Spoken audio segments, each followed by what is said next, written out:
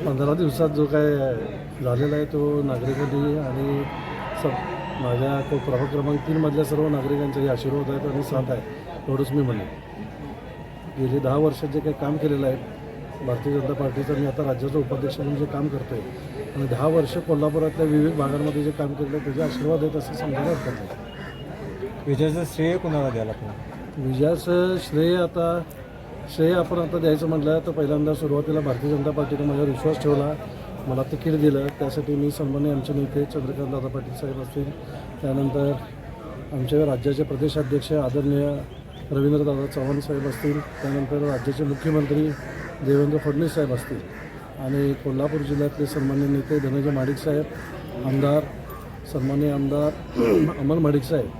आणि सर्वच महायुतीचे घटक पक्ष व सर्व घटक पक्षाचे सर्व नेत्यांचे मी पहिल्यांदा आभार व्यक्त करतो की तुम्ही माझ्यावर विश्वास ठेवला आणि मला हे तिकीट दिलं आणि त्याचाच आहे आता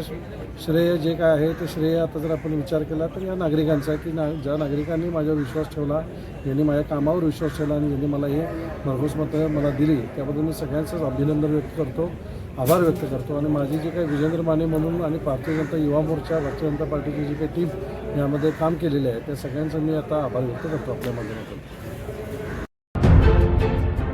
आपण पाहत आहात मावळा न्यूज 24, सर्वसामान्यांचा बुलंद आवाज.